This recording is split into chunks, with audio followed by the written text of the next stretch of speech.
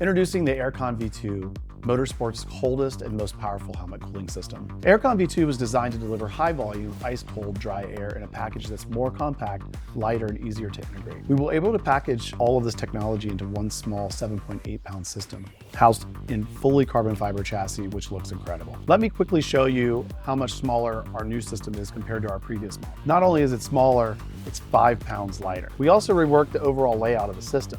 We moved the plenum to the top of the unit, which helped reduce the overall footprint and makes installation much easier, especially in tight places. We also removed the step-up power converter in the control panel from inside the system, and doing that reduced the weight, internal heat, and overall complexity. Instead, AirCon V2 now uses a remote display that can be mounted wherever it makes the most sense. Fewer internal components means easier access if you ever need to make a quick fix at the track. Let me walk you through what's inside the case. Here's the system. This one was set up with a 3-inch plenum and 3-inch blower. So this is the 3-inch Revolution 3 blower, the dash remote, and it also comes with a 10-foot extension cable, the inline step-up converter, extension for the inverter that goes in between the system and the step-up converter. And then there's also a 10-foot power cord. So this can be cut to length or kept that way if you want to keep it that way. And also 2 adjustable clamps that are great for connecting the system and being able to remove it easily if you're moving it from car to car or want to take it out to clean it. One of the ways we were able to make the AirCon V2 so small and efficient was by removing the not so great internal condenser fans from inside the system. In their place, we use our Revolution series brushless blower to force air through the system, eliminating the need for the internal fans. The blower itself is made from carbon fiber and is designed to handle rocks, tire debris, and other trash without being damaged. If you do experience a blower failure, it's quick 2 to 3 minute replacement. It's not pulling the system apart or sending it back to us for a 2-hour repair.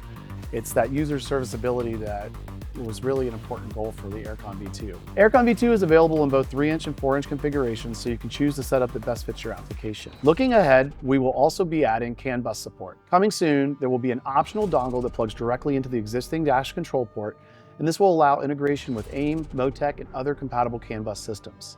This gives teams full data logging, steering wheel control, and real-time system data that can be sent back to the crew in pit lane. Let me put this together for you just like you would in your car, but here in my shop. You're gonna need a 12 to 18-inch piece of ducting, whether you're using 3-inch or 4-inch, 3-inch in this case. And the reason why you need to cut that in advance is because the system actually powers the inline blower. So we're gonna run that power supply cable through this piece of ducting and connect our blower. Now that we have this duct connected and the power lead for the blower out this side, we can connect this to the blower and connect the blower to the ducting. Now that I have the blower on, I just wanted to point out, normally you would use your clamps here. I'm not gonna put those on since we're just using this in the shop for demonstration purposes. I'm gonna go ahead and connect our display and our step-up converter. You'll notice too, when you plug these systems in, you should always hear a beep, just like that. And that means you have power and the system's got power and it's ready to go. So now the system is ready to go and be turned on. But before that, I want to show you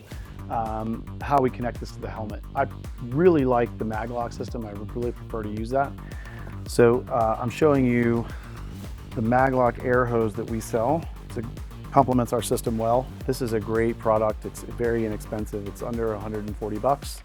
And it keeps you from having to worry about getting stuck in the car when you're getting out and yanking on your head, but also it's just a very clean installation. So let's get this thing fired up. Hold the power for 2.5 seconds. We're gonna turn this one down to the lowest setting, which is 50 degrees. We're also gonna turn the blower to the highest setting, which is 3. Low, medium, and high, 1, 2, and 3. Again, you just toggle the temperature by going plus and negative here. The display shows that it's in the highest setting. If you turn the fan down, you can see that you're only getting 1/3 of the circle complete. And then, of course, this is our compressor speed. So right now we have the set temperature of 50 degrees and a actual temperature of 75. And now that the system is on and the compressor is running full speed, you'll see this go down to the set temperature very quickly. After the system's been on for about 30 seconds, you'll see that the temperature will start to go down rather quickly. Set here at 50 degrees, we're already at 64, and we should be at 50 degrees probably in less than 30 seconds. If you have any more questions about the AirCon V2, please give us a call here at Chill Out Systems or check us out on the web at chilloutmotorsports.com.